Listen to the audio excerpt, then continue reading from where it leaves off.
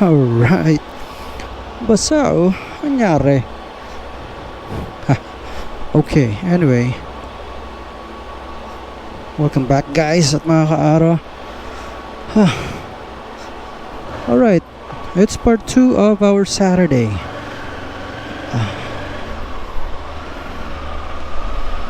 Siyempre gamit pa rin natin itong ating adventure bike.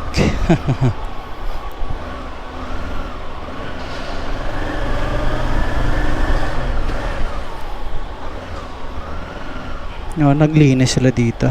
Basa eh oh.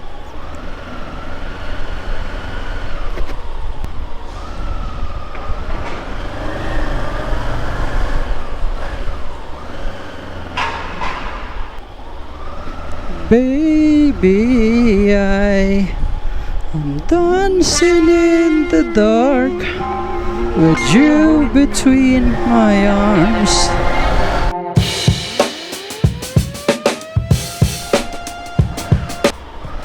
Thank you.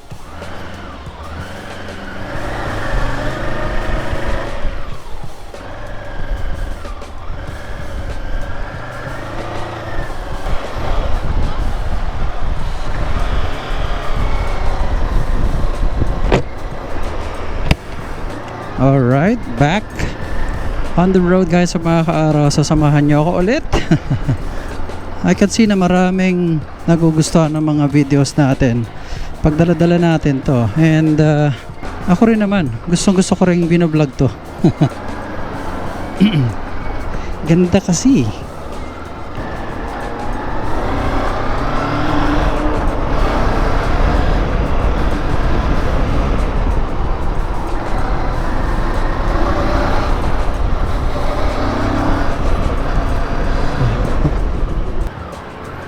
So dadaan ulit tayo ng EDSA guys at mga kaaro.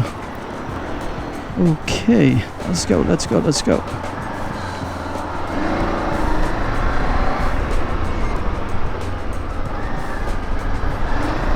Amoy tinapay dito.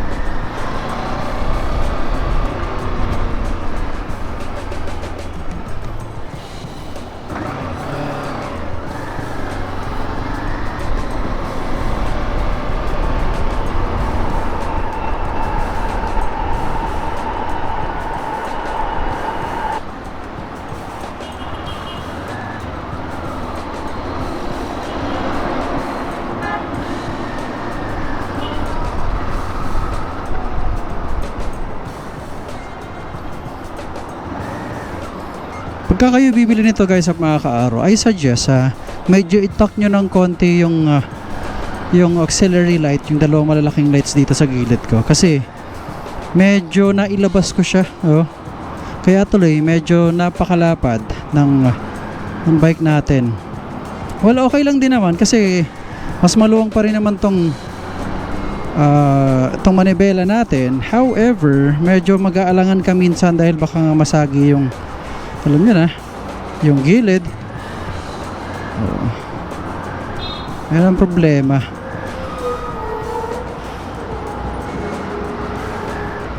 Oops, nako, may mahaba pa. Ay, nako pa. Yeah. Napareho nito. Medyo mag-aalangan ka eh. Kasi baka masagi yung puti. Tucson. Patay.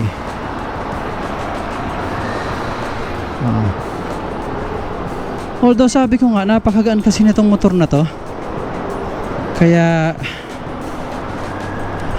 comfortable kang isingit-singit siya pag nakilala mo na. Pagka hindi pa, syempre wag muna. Okay. Pero sa experience ko so far, kahit paano medyo sanay na ako. Kaya kumbaga, pagka ako nagmamaneho, parang we're one and the same.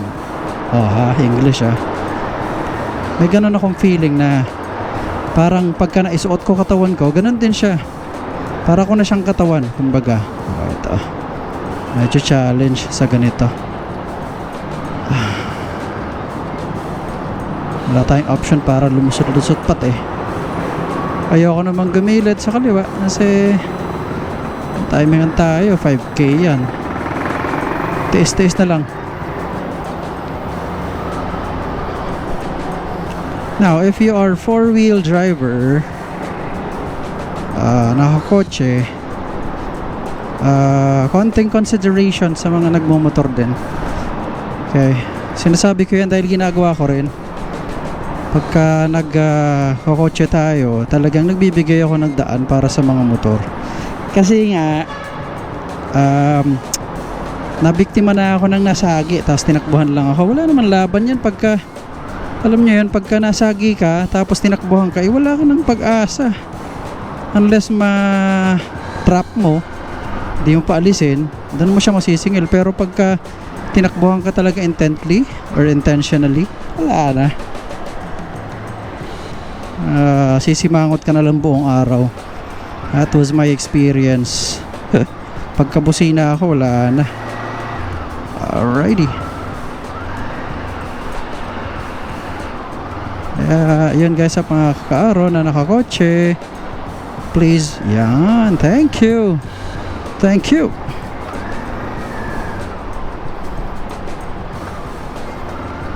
Yan. Sige, mabait yun, no? Kita niyang medyo malapad, oy, bigyan natin ng daan kesa naman masagi tayo. Ganun. Kasi nga sakit sa ulo ang mag police report, all those proseso, sakit na ulo yan. Plus pag nasagi ka nga, wala na, diba? So ganun lang yun. Alright, how much of that? Sasamahan niya lang ako guys. Ilang minuto rin na biyahe natin to, papunta ng Malabon actually. Okay, shoutout sa mga taga Malabon dyan. Okay, o shoutout din sa mga bagong bili ng ganito ha. You have a really wonderful bike. I'm not saying it dahil we work with the Vogue Marketing. I'm saying it because it is a genuine appreciation of this bike. One thing that I do is bago ko naman bilhin ang motor na to, nag-research ako. How's the bike doing? In fact, sobrang trust ko dito. Research lang, nagdepende lang ako sa research kasi nga na-try ko naman yung ibang motor nila, di ba? Oo. So there's that level of trust na meron ako dito sa motor na to, kaya ako siya binili kahit na hindi ko pa siya nati-test ride. Kasi hindi ako nag-test ride dito eh. Basta nung ma-test ride ko ang 500 or 525RR at sabi ko medyo challenge yung likod ko nito although hindi naman talaga, mas matindi pa nga pinagdaanan natin mga sport bike sa kanya. Pero I was looking for something na more comfortable, and obviously ito yung first choice doon, aside from the AC. Pero medyo with my skill and with the kind of looks that I'm looking for, ito yung best fit. So nag-decide ako kahit na hindi ko pa nata-try itong motor na to. So buti hindi naman ako nagkamali, no? Kasi itong motor na to, it really satisfies me from everything, all facet ng pagmumotor natin at this point. Sinasatisfy niya lahat ng kailangan ko, ng gusto ko. Looks, performance, yung comfort na kailangan ko sa isang motor, the need na if in case gusto kong mag long ride with someone, especially with my anak, andun. Okay, so kumbaga it's a no-brainer para sa akin para piliin tong motor na to. So I guess if you have that kind of need na pareho ko, then this might be a good option or a good bike na pipiliin para sa inyo. Yun lang naman ang sa akin. So again, I don't know what's your motivation. That is my motivation eh.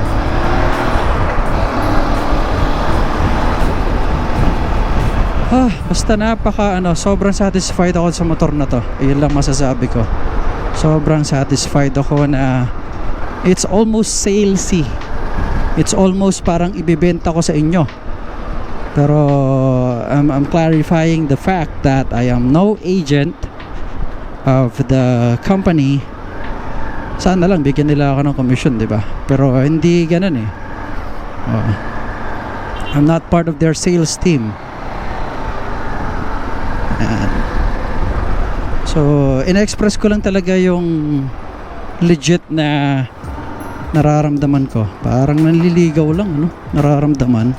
O yung tingin ko dito, my opinion about its usability, everything that basically yung mga reasons ko about buying or when buying a bike, okay, ng motor.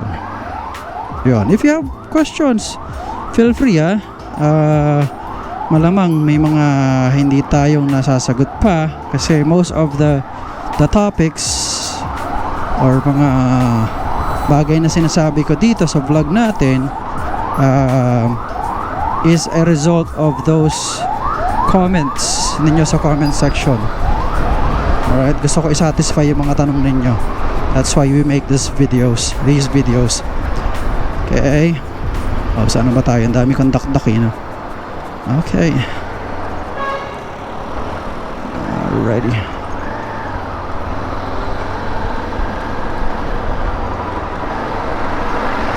Woo!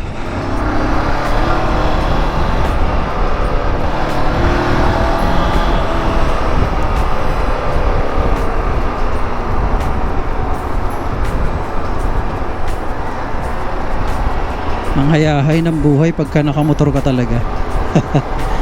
Ay nako. May konting pagsisisi ako actually sa pag-delay ko ng pagbili ng motor. I think I've said this dati. 2013 pa lang tumitingin na ako ng motor. CBR 150 pa ang gusto kong bilhin nun. Okay. Yung sport bike ng Honda. Kaso natatakot ako nun sa EDSA eh. Like most of you guys at mga kaaro siguro, lalo sa mga nakapanood na hindi pa nagmomotor, no? May ganun akong takot, parang hindi yata delikado, parang wala kang laban sa kalye. Na-confirm pa ng mga kwentuhan ko with my boss that time na, ay Larry, delikado yan, diba? Parang nasa alam mo yun, nasa hukay ang isang paa mo. And lagi naman totoo yun, pero wala pa kasi ako sa ganun eh. And then back in 2019 nakapag-try tayo na magsasakay ng angkas, joyride, and I'm not sure, habal-habal sa monumento. Until sabi ko, okay ganito pala magsasakay sa motor. Safe naman. So I did buy my first bike back in 2020. So 3 years na pala ako nagmamotor. Okay, and ayun, rest is history.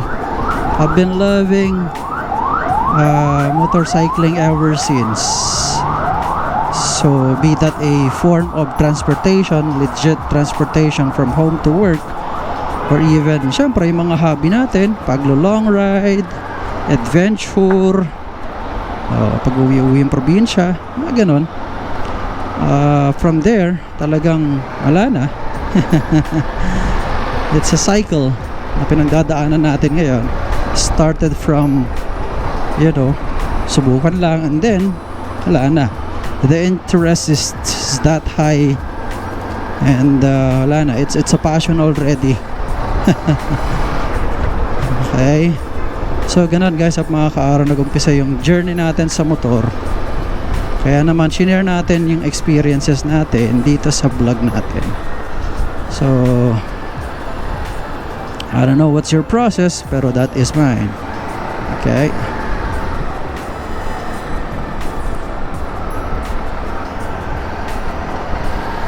Alright, Cubao.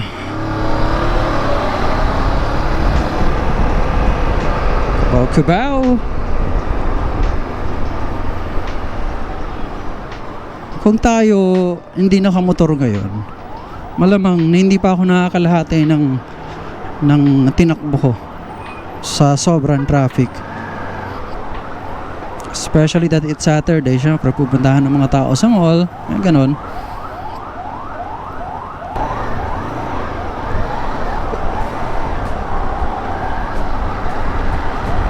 Alright, Kamuning Bridge.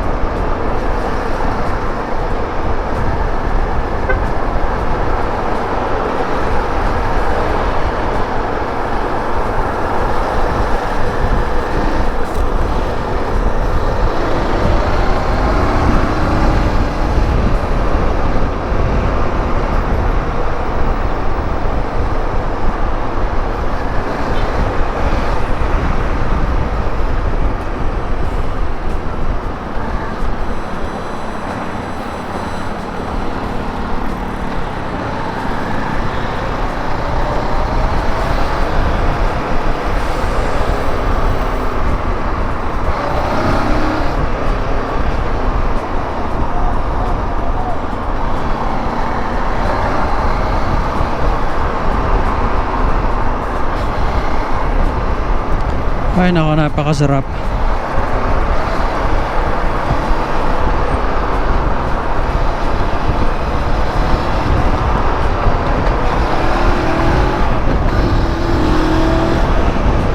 Oh boy.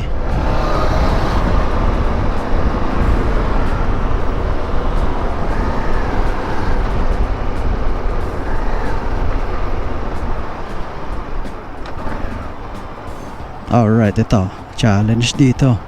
Mukhang seksikan.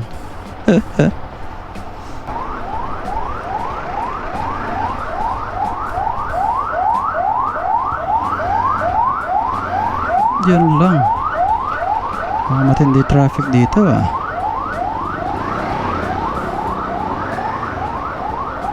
Ay grabe. O kaya naman ganito dito kasi andito ang Trinoma at ang SM North, kaya naturalmente traffic dito, pero kita nyo naman, di ba? Oh. Ganon ka maneuverable, ka daling dalhin itong motor na to. Kita nyo naman eh. Di naman natin pinagyayabang, pero we're addressing that question. Hindi ko talaga maiwasang dito tumingin sa gilid na ng mga ano ko eh, dahil baka gumasgas eh. Oh. Kita nyo yan. Oh bye. Ay nako.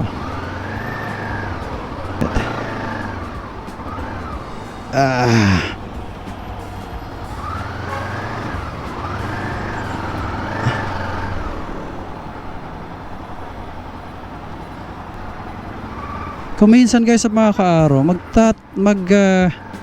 tawag dito, manghihinayang ka sa left lane dyan, you know, kasi titignan mo, it's a wasted space, no?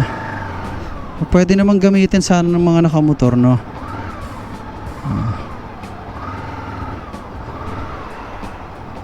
Pagkaganta medyo challenge kasi nagsipaggilidan sila sa gitna. Oh boy. Sige, try natin dito. Since it seems na nagpuntahan sila sa gilid, sa gitna.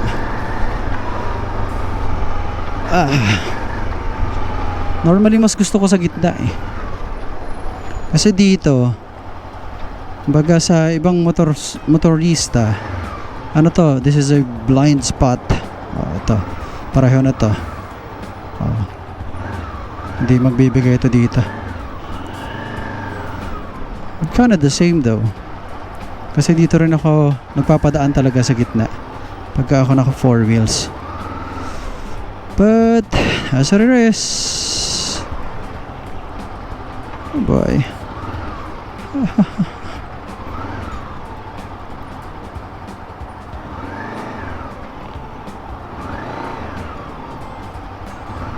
Oh boy. Ay nako.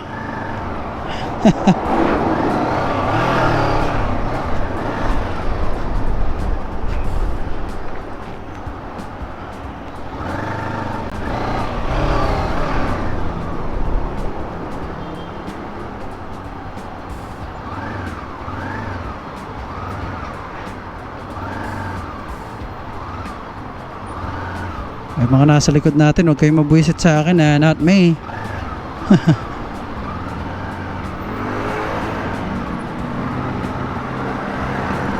Oops, nararamdaman ko init sa gilid ko.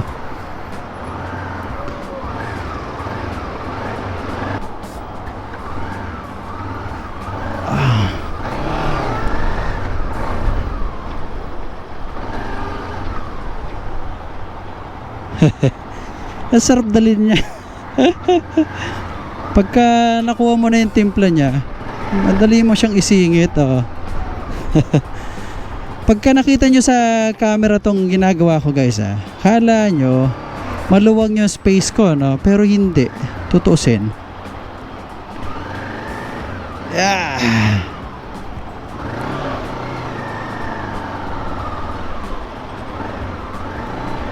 Tutuusin talagang gipitan na to. Maliit na lang yung space na dinadaanan ko, pero it's manageable eh.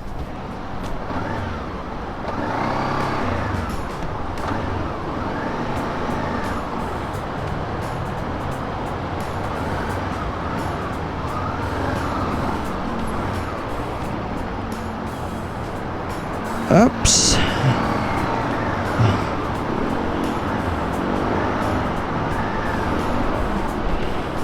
Huwag kang uulan please.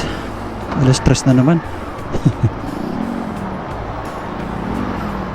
Kita nyo na kung paano siya magtrabaho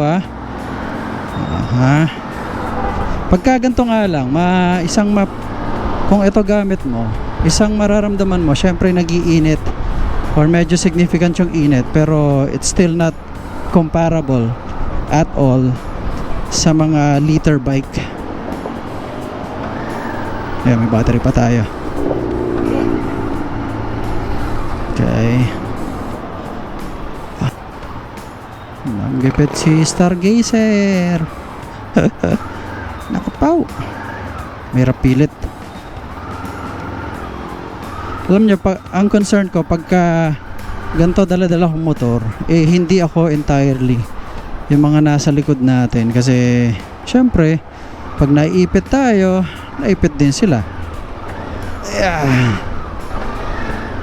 Diba? Oop.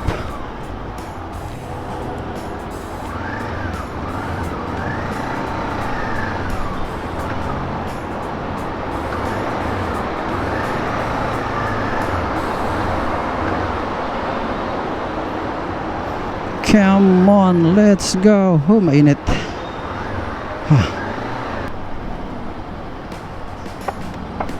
Mainit na.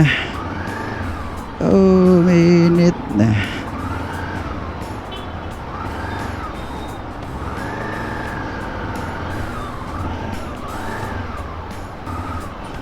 Sakto pagdating sa bahay, may nilagang itlog. Damn it. Mali tayo.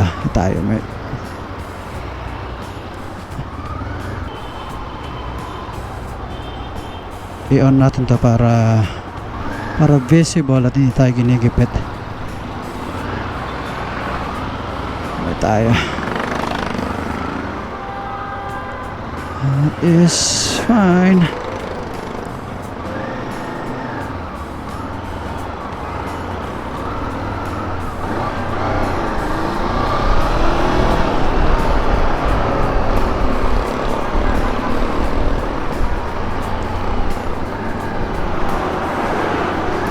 All right.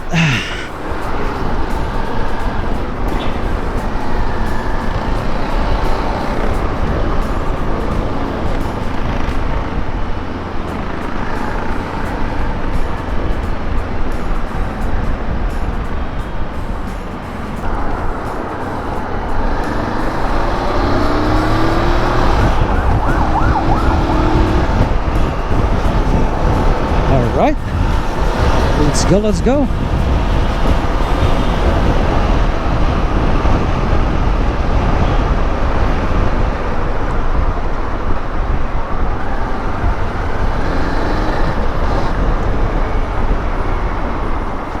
Oh, hindi siya nagsisignal.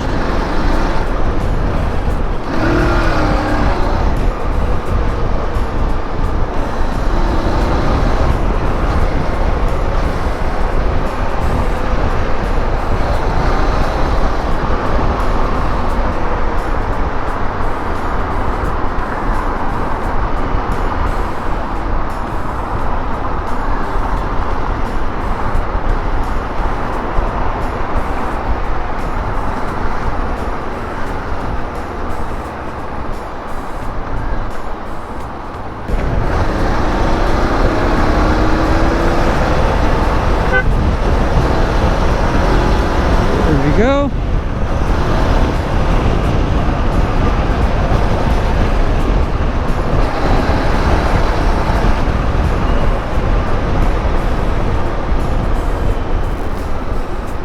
Okay.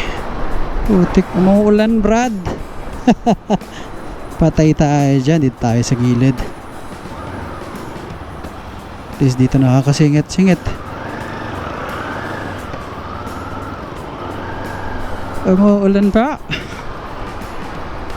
Ayan na. Ayan na. Umulan na. O anyway guys, sa mga ka-araw, siguro hanggang dito na lang muna yung vlog natin. Kasi basta medyo umuulan eh. Wala nang masabi. Unless may pumasok sa isip ko, di itutuloy ko na lang. Yun lang. Mali yata ako ng piniling lane. You know what I mean?